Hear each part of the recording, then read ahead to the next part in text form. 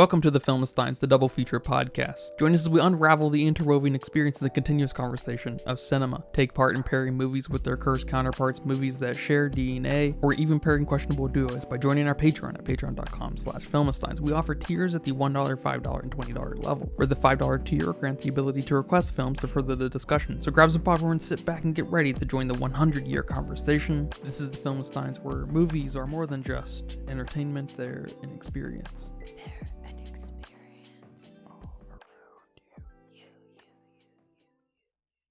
And welcome back to another episode of the Filmistines. Thank you guys for joining us today. I am joined today by my perfect friend, Lucy. Hello, everyone. You can join us every Monday, Wednesday, and Friday for brand new episodes of the Filmistines. Some recent episodes include American Fiction, Monster, Bottoms, Earth Mama, and The Iron Claw, the biggest letdown of 2023. That's not the biggest letdown of 2023. Remember to leave nice comments, thoughts, and ideas over on our Patreon at patreon.com/filmistines. Come subscribe for $1, $5. Write an Apple review. An Apple review? Yes. Whoa. Are you stressed and filled with anxiety like I am? Maybe in a bit of pain from that car accident you had a few years ago?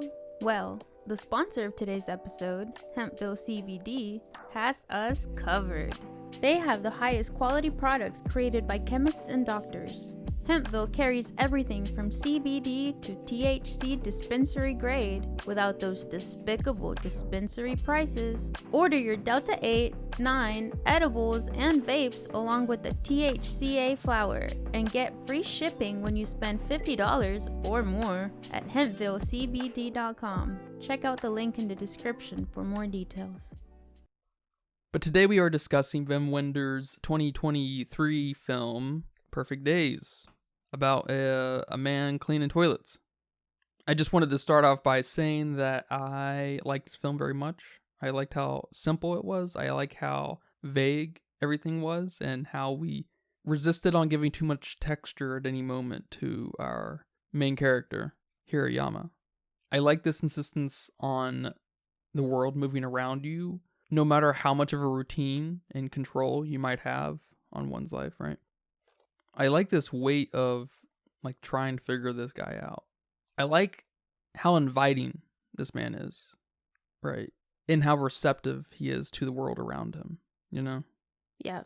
It's really awesome. I like really great dialogue, right? In movies and conversations and monologues, of course. Which you could have seen maybe fit here, a monologue or two, but a lesser director would have maybe gone down that route. But Wim kind of seems to have this appreciation for one's privacy, at least at some times, and other times we get a little glimpse into some of the things that makes our main character want to get up in the morning and just, you know, look forward to his weekend. You know, the simple little things why we love life, right? His obsession with taking photographs of, like, I want to say trees, but not really trees, but like the kind of relationship the branches and leaves have with its negative space, right? You can't tell what's up and down, left and right, because he shoots through the foliage. While at the same time, there's moments in this movie, right, that feel like there's a lot of weight in his mind. A lot of history. Obviously, he's an old guy, right? He's lived a life. So there's just this, like, perfectly vague amalgamation of a person that makes this movie really special, I think. What do you think about this movie, man? Yeah, first of all, I can't believe I sat through something this simple and mundane for 2 hours. Just saying that simple movies are not, I don't want to say they're not my style, because something like Napoleon was very simple and something like Rice Boy Sleeps was very simple. Sure. And I absolutely love them, so they are my style, but sometimes they're a little hard to get through, and this was not. So I was very surprised I could sit through this and still enjoy, because even compared to those movies, this was by far more simple in his daily activities, you know, his life. I'm not sure how I feel about this movie. I think I'm gonna need some time to process it, and I don't know how much time I'm gonna need to process it, because there's a lot going on here and there's a lot being said that's going to require some kind of self-reflection out of you to understand it and fully capture it. It's not, yes, this man is enjoying the simplicity of life. He's very content. He's very grateful. But on one level, me personally, I can't relate to that at all. Not saying I'm not grateful or content, but not to this level whatsoever. Oh my God, that's insane that someone can be like that. And you might think this is funny, but this man reminded me of my dad. I don't know, and maybe that's why I liked it a lot. But my dad is a person who has his routines like this man does. Like, ever since my dad got married and had kids at 17, he's gone every Sunday to go and buy us, the Sunday breakfast that he buys every single Sunday. This man doesn't miss a beat. And he's in his 50s now? And it's just that routine. Every morning before work, he goes and buys coffee at a gas station. Every single morning. And if one gas station doesn't have it, like Hirayama here, he goes and finds another one. It's his routine, and if it gets disrupted, he's completely fine with it and goes and finds something else to still be part of his routine. Yeah, there's something really beautiful in the receptive nature of letting things just happen like that. Yeah, and he doesn't get mad. He might complain like, oh man, like, why do I have to do this? Because I think at one point some guy was telling him he couldn't buy coffee unless he paid for gas, just to try to get him to pay money. And my dad was like, no, I'm not doing that. So he went to somewhere else. Kind of like our boy here. He did his coworker's job that randomly quit, and he wasn't happy about it. He still complained. He still got his 2 cents in, but he still went and did the job. It's so awesome to see people being so accommodating, not taking it, not being pushovers, but just accommodating to life like that. It's so nice. I see many people complain every day about their job and how exhausting that is. So it was very nice to see. And I also like that this man cleans toilets, because it's a job that it's not fancy. It's not a fancy job whatsoever. And again, comparing it to my dad, he doesn't have a fancy job either. He's a construction worker. I mean, in a lot of places, people look down on construction workers. But my dad, he is so proud of his work. And he's got like sketches and notebooks of the jobs he does. And it I don't know, it's just so easy to draw this parallel with Hirayama here, because he's also someone that takes his job very seriously, no matter what low-level job he has. And another thing was the music. I mean, I could see my dad listening to this kind of music too, and just being so particular about the CDs he still has in his truck. A little more modern than Hirayama's cassettes, but still, it's just, I don't know. It was like I was watching a Japanese version of my dad. And my dad's like the healthiest man I've ever seen on this planet. And I say that because there's just something about being good with yourself and content in life, and just being so grateful to be alive, that you don't worry, you don't stress, you just enjoy living. And that is something I completely cannot relate to whatsoever. I'm a very high anxiety person. So I don't know, maybe this is why I have such a hard time thinking about how I feel about a film like this. It's hard not to see Wim's appreciation for those who just want to do a good job. And it is fun that he has given this man the job of a public toilet cleaner, a job that, at least over here in the West, you hear people just definitely not wanting to do. Mm-hmm. So it's funny that Wim's given him this job. Almost to the degree of making a statement in that some people, no matter their work, take it very seriously. And maybe an element of a different time where people used to just work harder. Because we have this man who is more or less stuck or should I say thrives in, the 1980s or whatever. Yeah, I like that a lot too, about just the work ethic that's so important to this man. Just, no matter what he's gonna do it very well. I mean, he takes out a mirror to see under the toilet to make sure he cleaned everything right. Who does that?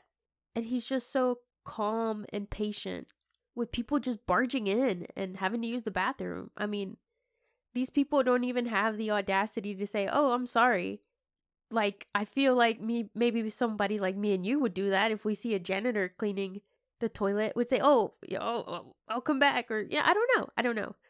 But these people are just barging in, and he's quickly picking up his stuff and just walking out the bathroom. And he's okay with that. He's not angry. These people are interrupting his work. He's just, I don't know. This man's on a different level. He's just existing. And right now, his way of existing is cleaning these toilets. So no matter what's going to interrupt him for this day, he's going to get his job done. And there's something to appreciate about that, because there's not a lot of people today. And, I'm young. I've only had very few jobs, maybe 4 or 5 different jobs throughout my life, including high school, summers and stuff. But I have not met many people who not only love their job, but take their job seriously with care. And it doesn't even have to be on a love level. We don't know if this man loves his job or not. But this is the commitment he made, and this is what he's going to do. I do think you can find him loving this job, especially in those moments where he does get basically kicked out of the bathroom. Because he leans up against the wall, and there's this, expression of doing a good job. He gets some satisfaction out of this for sure, and it's really neat to see basically an anonymous service he's providing, right? Of course, he's seen, but he is not spoken to. He's by his clients. And of course, we've all had to go pee and take a shit like no one's business. So we rush in there and, take care of it. Yeah. So you can almost hardly blame anyone for not acknowledging him, right? And so there's this funny exchange, really, that happens a few times throughout. And he knows that they're going to notice how clean it is. Everyone notices how clean a bathroom is, right? Do they? Yes. I only notice it when it's dirty. I guess that means I notice it when it's clean, by hindsight. So, okay. That's true. And maybe it's like so many other things, especially in filmmaking, where not noticing is all the validation he needs, Like, of course, he would never know this, but him noticing that you're not noticing there is zero problem here is validation to him, satisfaction to him. Yeah, that's very true. And I like what you said about how he just stands outside and enjoys maybe looking at the trees or whatever. Because there's one scene where one of the toilets he cleaned and he's standing outside waiting for somebody. The trees are making a shadow because the wall is so tall. He can't see the trees, but there's a shadow of the trees moving. And I was like, this man is enjoying this so much that he's even enjoying the shadow of a tree. And I mean, that was great.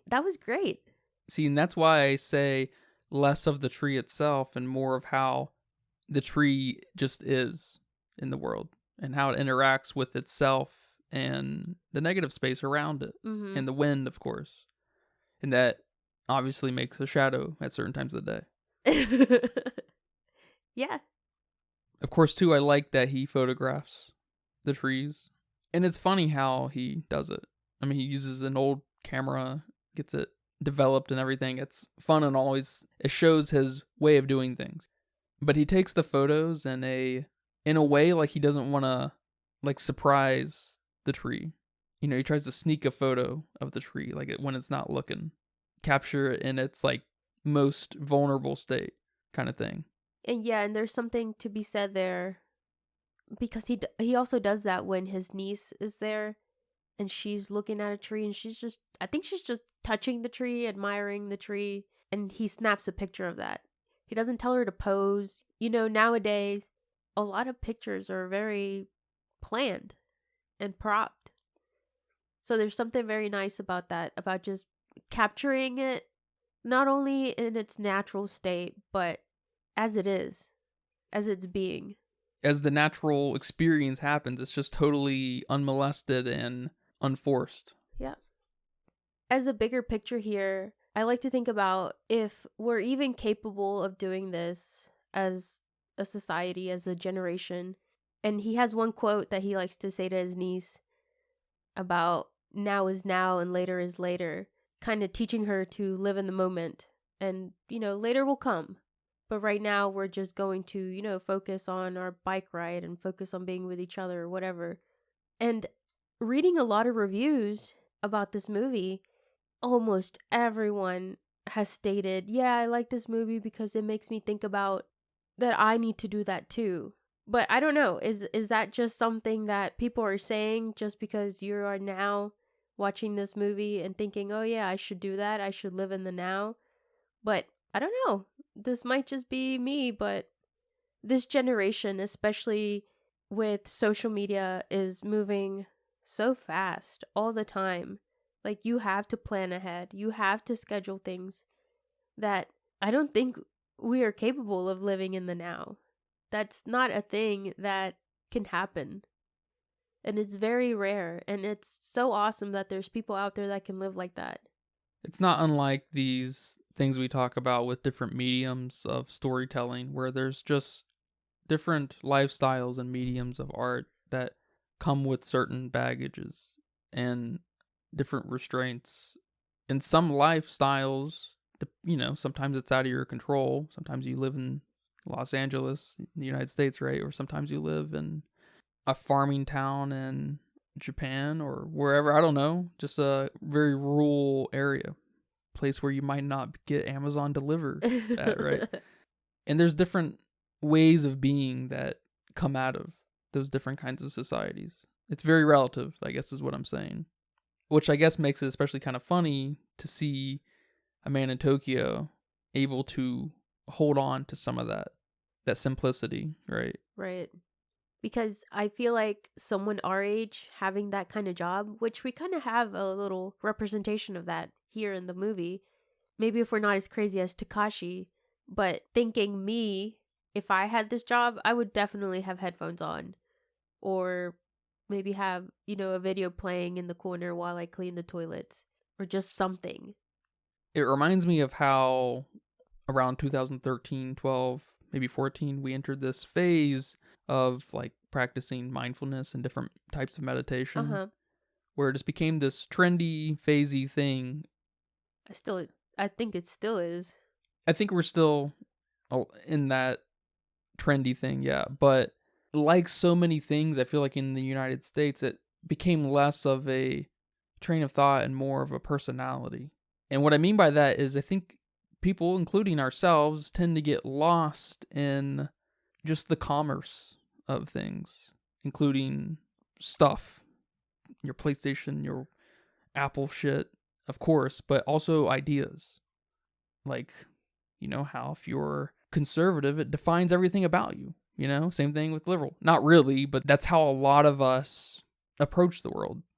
And there's less of a sense of being and I hate to say it, but just thinking. It's more of just what boxes do you check? And I don't know what it's like in Japan today, especially with young folks. I'm not Japanese. I don't live in Japan. But I would imagine it's becoming lost there too, because they're becoming so westernized too. I would imagine that because the stereotype of this tradition in Japan, and even places maybe like China and stuff, and some East Asian countries, the stereotype being that they're more of a reserved people. They hold on to tradition a little harder. They're less resistant to change, or as quickly, at least. So, I just think some of the fundamental kind of differences between the East and the West, especially maybe the U.S. And so I sort of agree with you that there's this complete unlikelihood of experiencing something like this. So we're all fucked. Well, no, it's not the one and only way to live. No, it's really not. But just think about how many of these mental disorders we could get rid of if we could feel like they're feeling. like the Hirayamas and my dads of the world, and just think how healthier. Or how about just start with feeling and not trying to suppress it and hide away? Oof. All right. Now we're a mental health podcast. But my mental health is my part of my personality. My mental health makes me me. Okay. Yeah. Yeah, there you go. Don't change anything about it. That's just who I am.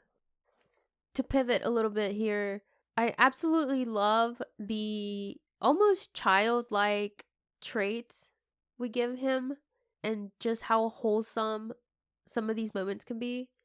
Like when he's playing tic-tac-toe with a random stranger, we don't know who it is. We don't care who it is. He found this tic-tac-toe, and I love that he throws it away at first. And he thought about it. He was thinking about it. And he pulled it out and started playing tic-tac-toe, and nobody won. And it was okay. And it was just the most wholesome thing I've ever seen. Or the scene where Takashi's girl gives him a kiss on the cheek. Because in that moment, she just appreciated this man so much. And something, I don't know, something that he introduced her to that is now something she likes, now is part of her world. I'm not exactly sure. But I love that he was just so surprised and touched at the same time by that kiss. It's that inviting nature. Yeah. Yeah, and you see that repetition of him directly and indirectly interacting with the world.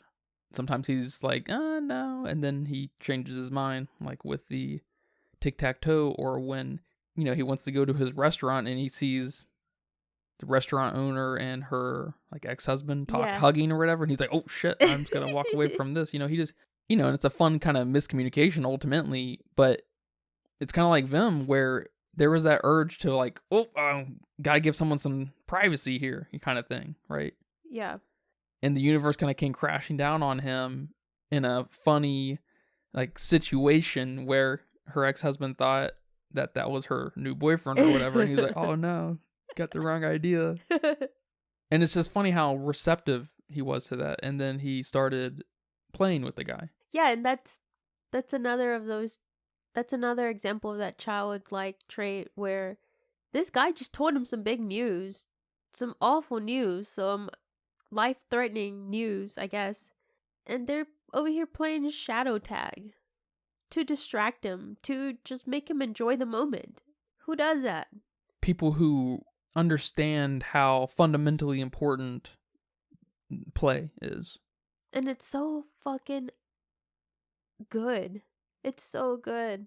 I wish that was part of people's lives, to play around more. Because nowadays we have people that are just so ugh. They're just they can't take a joke anymore. They get so offended by everything. So now the people who do want to play feel like they can't because, well, now I got to worry about offending somebody. And I love that he sees the best in people. He sees the best in everyone he comes across, especially Takashi. He gives him his money. Even though he knows he's not going to get the girl. He knows he's not going to see that money back. But what the heck? I have the money. And also with his sister. We know there's a little bit of history there. We know there's something there that we haven't been filled in on. But that hug that he gives her before she walks away is a hug of wait. That was obviously one of the great moments of the movie, because it really is that moment where the universe comes crashing down on our main character of vagueness and ambiguity, where there's some history here and we know it's not actually the best, but at the same time his response is, you can imagine it just being purely from not seeing his sister in 10 years or whatever. Like all this, it's just overwhelming to see that individual in the flesh and blood, Yeah. And maybe you read into that to some degree of why he doesn't want to go see his dad, right?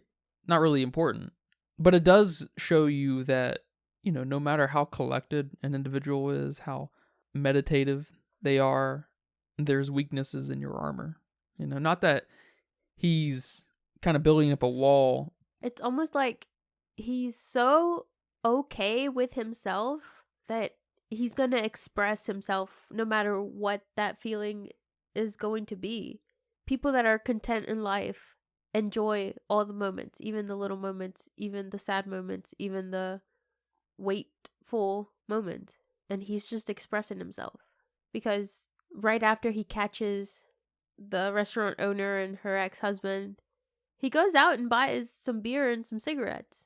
You know, you could say that, oh, that's out of character of him, but no. We don't know that really, and he's just experiencing what he wants to do right now. I mean, I don't know if I'm saying it right, but he's just living. Yeah, the convenience store guy may have been like, "You want a pack of cigarettes with that?" And I could very easily see this man being like, "Sure, you offering? I'll, you know." I used to smoke when I was a kid or something, you know, Yeah. kind of thing. All right. And then he smokes and he's coughing, so you know It's been a while. he's been yeah at the exactly very least. exactly. And then I like that guy, you know, bums a cigarette and also coughs. Yeah. It's a real funny moment. It's a great moment. It's obviously one of the great moments as well. So this man is just living. This man is just he's just experiencing, because this isn't a movie about just pureness or faking it till you make it. It's not a motivational movie. Or even a movie exploring the kind of transcended nature of pure beingness, like a monk or something. Yeah. This is just a man in his day-to-day life. Who maybe just doesn't run as fast with the rest of the universe. You know, he's comfortable strolling through. And then all this stuff just happens to him and he's fine. Like, I really wanted something to happen with him and that like depressed girl at the benches and wherever he was at. Oh, that taking awkward pictures. girl? Yeah. What was happening there? I don't know. Yeah, I was going to ask you, what did you think about the homeless man and the awkward girl at the park? Nothing happened with them. He was just observing them. They were just two examples of other lives. I wish we could see a trilogy of films here with the depressed looking girl on the bench and the tree man. I wish we could have a trilogy and where they cross paths at the same exact, because they're happening all at the same time. That'd be awesome. Yeah. That'd be really awesome, because we see the tree man out in the middle of the crosswalk in the city, in the really busy city, just doing his tree stuff. And we don't stop. I was like, he's about to take root in the middle of the road. Yeah, we don't stop to check on him. He just sees him, and someone honks at him, and he's like, oh, I gotta go. And that's it. That's all we saw. So that'd be awesome to see. I like the whole cassette situation he finds himself in with Takashi, and Takashi trying to sell his cassettes because they fetch a pretty penny.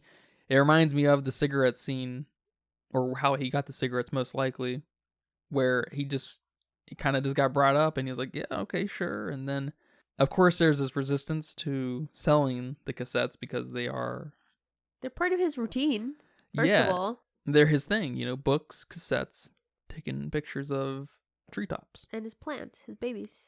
Mm-hmm, yeah. Yeah, I like that too. And I especially like the music choice, the soundtrack here. I love the songs we gave this movie. We start off the movie with The House of the Rising Sun, which is a great song, great way to start the movie. And we end the movie with that Feeling Good song, which is a classic. And in between, we have other great music choices. And I just like that we get a glimpse of this is his music taste. I feel like you can appreciate a person a lot by their song selections. And how he responds to others like Takashi and Takashi's wannabe girlfriend. She's not wannabe girlfriend. Or Takashi wants her to be his girlfriend. Putting the cassettes into the slot. And his niece. Yeah, he has to correct them. He's like, hold up. Before you mess it up. It's like the fastest amount of kind of oomph we get out of him. Yeah, that's true. That's true. Other than him responding to Takashi quitting and calling his boss to make sure they find someone for tomorrow.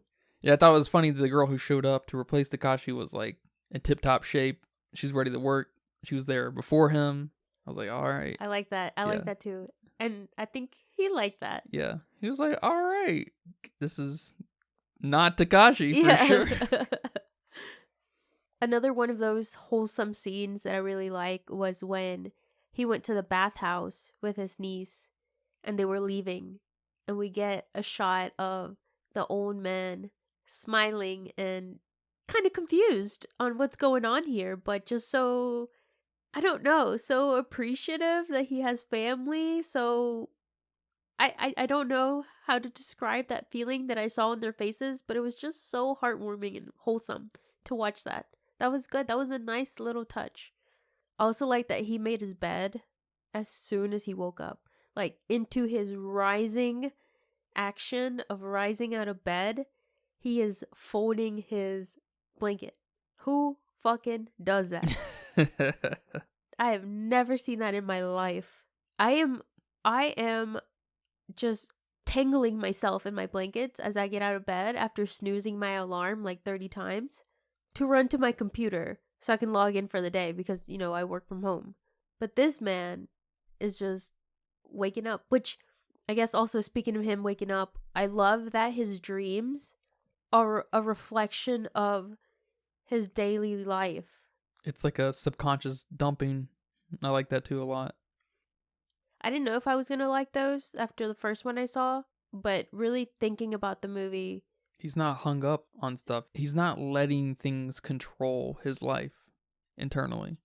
Yeah, that's a good point because I like what you said earlier about we're in this kind of era of practicing mindfulness and breathe your 10 breaths every day. Your 10 deep breaths every day. You should be breathing a lot every day. And there's also a popular one of write your 10 daily reflections or the 10 things you're grateful for today. When in reality, this is what they mean. Well, Let shit go. Well, I think in reality, they've lost sight of what they really mean. Yes. Yeah, exactly. We don't even know what we mean anymore by practicing mindfulness and reflecting. That's a great point. I like that. You can't just pick 10 things. 5 things that you're grateful for today. I pick the same 5 things every day. I'm doing it wrong. I know. There's this modern obsession to itemize and mechanize and to systemize everything about our lives, to log, right? It feels we're so many, I don't know, derivatives kind of removed from the original function that we've lost sight of why it all matters. Yeah, like it's not even practical anymore. And almost like you're not doing the real work that you think you're doing. You're not thinking about what you're putting on your list. Like I said, I put the same 5 things. And I just put it to write it down because if you write it down, it's true. You have some false sense of satisfaction that I got that shit done. I got my 5 gratitudes in. I'm good. I'm going to be healthier, mentally healthier. And there's something about that faking it till you make it mentality that definitely helps you in a lot of ways. But you're right. It's veered so far from the original idea that is this what we got? Is this what I have to work with now? I'd like to believe that it used to be this aphorism of instilling some kind of stability, right? But now it's the foundation of where we start. When I went to graduate school, during orientation, one of the first pit stops was this little seminar on imposter syndrome. And I think about that all the time because it just feels wrong because these people, theoretically, going to graduate school for whatever, are part of the high-functioning future of pushing technology and innovating. And I can't help but to sympathize with, well, it's hard, you don't feel like you're good enough, and you need to kind of negotiate that in your head. But mechanizing it to the point where it's our first stop on this assembly line felt so hollow. That's a good word. And it's no doubt part of the equation of why I dropped out. It was hard to see through some of that for me. But again, I guess we're so brainwashed with our tiny millennial brains that I can't help but to kind of sympathize with it at the same time. Yeah. It's kind of unsettling, truthfully. Yeah, and this is why this is the type of movie that I feel like it would drain me to keep thinking about it. I don't have the energy or the time to think about this. But then that's part of the problem. So, great film. And it's funny because calling it a challenging film, which it no doubt is, sort of feels like I'm undermining it at the same time. I know. Because I'm just one of many who are part of this thing of modernity. Yes. It's a meta mess. It's a post-structuralist mess, no doubt. But and it's hard to talk about with deliberacy, but I definitely love this movie. And I don't know how I would recommend it to someone exactly. It's definitely not a movie to put on family night, date night kind of thing. I wouldn't.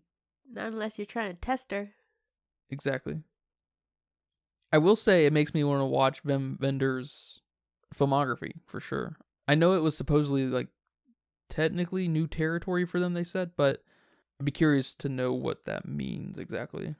Yeah. Because his visual language is probably that thing that helped drag you through this movie, because it's so important.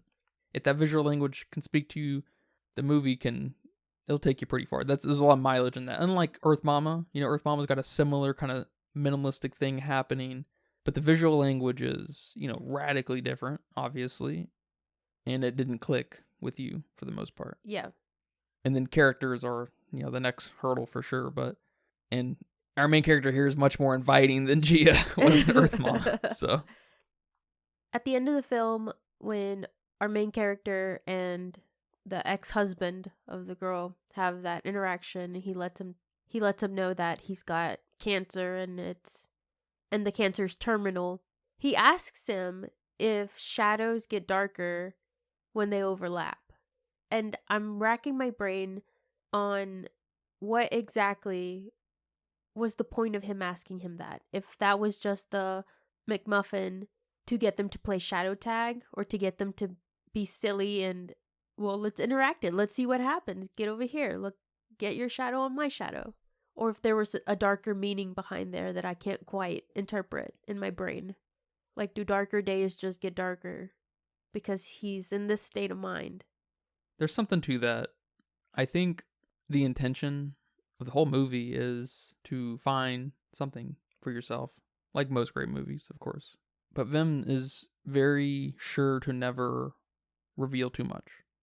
And to add on to what you just said a little bit, I see it from more of the perspective, and how at any point, singular point, like on a sidewalk or whatever in space, is influenced by everything around it as far as light, right? So like literally as far as like what they did in the movie, they got in a line from the most obvious source of light and casted so-called two shadows, right? It was actually one shadow because it's coming from that one source of light. So it wasn't actually making it darker. So it was like, it's making some cogs move, right? They're just like, I don't know. Yes, I think it might be getting darker, but it's not. And it is the singular moment in the movie that has something to say. Like, I think you're picking apart. There's never a singular just way of how things are and will be. They are influenced by the many sources of light around you. They are sometimes hard to understand why or how, but they will, no matter what, still influence that point in space, right? It doesn't matter if you get in its way. It doesn't matter if you get in one lane. All these things are still going to happen around you. And if you change lanes, all of a sudden things are going to still happen. They just may look a little different, right? Sometimes there's a wreck. Sometimes you got to dodge a crazy person in the road. That shadow example was just an example in my head of the incontrollable influence just the universe has on a point in space, which happens to be our main character in this movie, but it could also be that point on the sidewalk with the shadow. Because of course, if he stands in front of the main source of light and then they manage to find the second strongest source of light, all of a sudden where their shadows overlap, it's darker, right? Yeah. But they had a very shower thought moment there. A couple of kids, right? It's fun. And it's just a great example of the beauty and the mystery of how it all works. And of course, some people try to get some kind of control on it. And some people, like our main character here, just live and let be. And he's very nice and inviting and very receptive. So he does interact with it more than you might first expect, because you might expect him to be a little bit of a hermit or something with his simplicity and solitude, right? But he's very receptive of the world, and so that invites more things to happen to him. Good and bad, of course. We see mostly good here, really. But he probably avoids a lot of bad. But yeah, does that make sense? No, that's very well said. It's very well said. I gotta think about that more, though, for what it meant to me. I have to reflect on my sources of light. The introduction to this movie was great. And I love a good introduction. That's how you get me. But the end of this movie was absolutely stunning. It was great. I loved it. I loved it. I loved everything from his expression while he's driving and just feeling what he's feeling. I mean, I teared up watching this. We have this Feeling Good song playing in the background. The sun is hitting his eyes and he's still driving, so it's like shadow and light. And I feel like there's a lot of ways to interpret his expression, what he was feeling. But to me, it was just seeing a man so appreciative of being alive at that moment and experiencing his emotions. Your proper mindfulness. And it was the most beautiful thing I've ever seen at the end of a movie. I didn't know how to feel. I just know I was supposed to feel good with him. Yeah, it reminded me of the end of Pearl with that long take. It's powerful stuff. Yeah, Pearl didn't give me that. Well, I hope not. That was not the right movie. You're feeling something. I don't know I don't want to know what it is. I feel like, I don't know. Did I want to turn it off or did I want to go on a killing spree? I don't know. Yeah, that ending is extremely powerful. While it was playing out, I was already reflecting on why this scene was happening. And I don't think it was totally unlike him being rushed with this force of something when he talked to his sister. Just this uncontrollable, undefinable wave of emotion, good and bad. A mix, totally. And so I was just running through the scenes in my head while that, close-up was playing with that song. Because I could see some sadness, I could see some happiness, right? I could see some good smiles, some smiles, some ready for the day kind of expressions. I really like this scene because I feel like I have had a similar moment to what he was just experiencing. I'm in my car, I'm driving to work, it's like 5 a.m, and I'm listening to my jams, my whatevers I'm listening to at the time. And all of a sudden I get this rush of feeling good, like just, I don't know how to describe that feeling. It was just pure goodness that it made me cry. And I just kind of shrugged myself off and say, okay, I'm having an emotional day today. And those moments have happened very little in my life. But I don't know, I was there with him. It was just such a rush of feel good for the day. And then I get to work, it completely gets destroyed. But for that moment, that's how I felt it. And it was so powerful and it's so good. And it's just, I don't know, it's just a moment you feel when you're alone that you never give another second thought about. And seeing someone else in a film experience that was on another level. Well, man, thank you for that talk. And thank you for watching this movie with me. No, thank you for making me watch this movie. Do you have a budget guess for me here today? Yeah, my budget guess is 10 million. I'm giving it Past Lives budget, which I think was 12. Yeah, that's good intuition. It says here that it's about 14 million. Oh, I almost gave it 15, but I thought that'd be too high.